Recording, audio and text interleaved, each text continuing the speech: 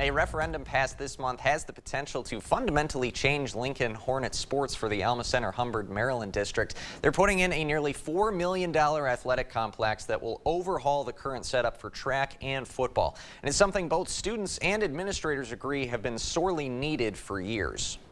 To understand why they feel that way, let's first look at the track surface. It's been over a decade since we've actually hosted a track meet. All thanks to these. A lot of cracks on it and stuff, so it's kind of like, and then if it rains, it gets like really slippery, so we can't really practice on it. It's pretty bad. I mean, we run on this constantly, and kids are always getting shin splints from the concrete. It's definitely not rubber, which is what everyone else in their conference runs on. No one's running with track spikes here. I think last year we were supposed to hold sectionals, so that everyone was really excited for that, and then they realized, yeah, we can't do that here. Football, meanwhile, has been using the grass that serves as baseball's outfield for years. And while the program has hosted football games in the last decade, this isn't just a couple decades. We're talking like 4 or 5 decades worth of football on here. The risks are just as high. Right now with the football field, the biggest thing is just like injuries. Because when you're running, you're worried about like rolling an ankle. Mole problems make the uneven field even more bumpy to walk on, let alone make football moves. If we were 11-man with a traditional field,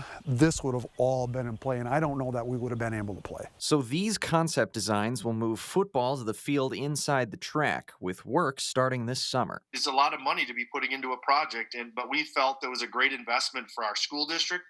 More importantly, our kids. Now, the problem for years has been justifying the amount of money. Hansen says it's been tough to even field an 8-man football team for more than 4 years in a row. But the outgoing senior class that helped build football the past few years has made a big difference. Without us stabilizing this program, without you guys getting the kids out, we wouldn't be able to have this discussion, and I don't know if the track conversation would have happened. And then it came to getting the votes for the referendum to pass. Fisher and Hansen say it was the area kids that got out in the community, put up signs that really made this idea a reality and bring even more pride to a community on the rise. Everyone's excited that we can like host meets now and have bigger, like kids stand on the sidelines for football games, and they'd rather sit down on the bleachers and have a big student section. And I think everyone's just happy to get back to that. It's something that somebody from the outside can look at and say, there's a small town that does it right.